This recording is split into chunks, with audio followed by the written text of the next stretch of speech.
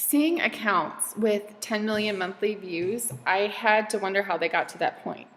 So I set a small goal of 1 million monthly views just to see if I could get there. And I'll show you back in December of 2018, I did. So here's what my account looked like for monthly views. And this is basically your reach. So I'd actually gone from 147,000 to 3.3 million. Okay. And I increased my engaged number of reach as well. And with Pinterest, you have to be careful with spamming content and such. So the answer isn't just pin a bunch of pins from your domain and wham, you'll see traffic. That's not the answer, and that doesn't work. Each pin needs to have a strategy behind it. There needs to be a goal in mind, a conversion goal. Spamming Pinterest with a bunch of miscellaneous crap and blog posts, random blog posts from your website is not the answer. Let's talk about your monthly viewers number for a second, because this is an important point that I want to make.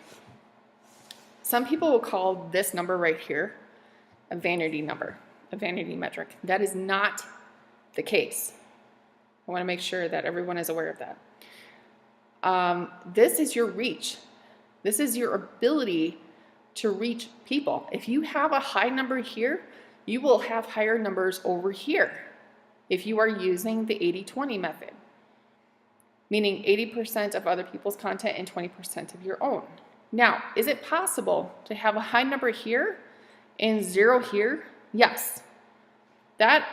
In that scenario, you have people pinning other people's pins that are not their own, that are not from their website. And it's easy to grasp onto one viral post and have it go wild and have people brag about this number when they have 0 traffic over here.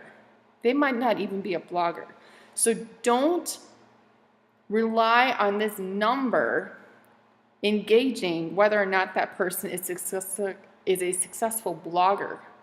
This is the number that matters, but this number will not increase without the monthly reach going up as well. This number over here, your Pinterest profile, this is what pinning frequency affects. And this also affects your follower count. So if you amplify this, and pin 20% of your overall pins from your domain, and then watch this grow, all of this is going to grow. You see what I mean? So your monthly viewer reach is part of your overall reach on the platform, which has the ability to be a huge number, given there are 230 million plus users on Pinterest. It represents the number of possible readers that can see your pins in their smart feeds, which could mean more traffic being directed to your site. With an increase in monthly views, there is theoretically an increase in your domain page views. That's this over here, people going to your website. That's why that number matters and why it's so significant. Some quote-unquote experts say that this number doesn't matter, but oh, it does. That is your reach number, this number right here. So if you see high numbers in monthly views combined with a high amount of activity and views from the domain side, the right column, you'll know that that blogger has Pinterest mastered and they're active. Don't rely on people that just post this number. If they do not show you this number over here, they have not mastered Pinterest and probably aren't a professional blogger.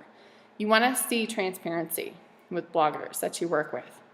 You want to see this whole thing, okay? That's why I like to be transparent with my viewers.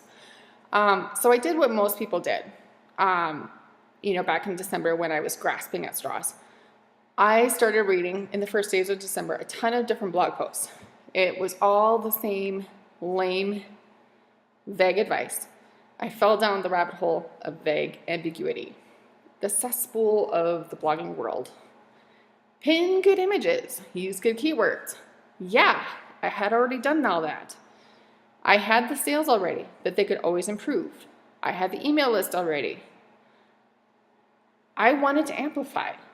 I wanted to rise to the top. I wanted to see just how big I could grow my blog.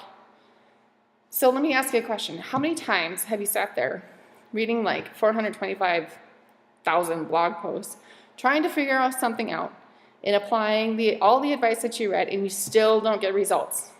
Why is that? It's because they're being vague. It's because they're just regurgitating the same advice that everyone else has said that they followed, but still are just fronting. We call it fronting. I've been there. I have experienced the secondhand effects of fronting. Bloggers that blog about being experts in things that they have not even mastered themselves, just to make a buck. And a lot of these people doling out advice had only 100,000 in monthly views. And I was not interested in those accounts. I wanted the skinny on the big accounts, but none of the big accounts talked about how they got big on Pinterest, because we're talking about big brands like Nordstrom's. There was silence. So I needed to figure something out and do my own testing.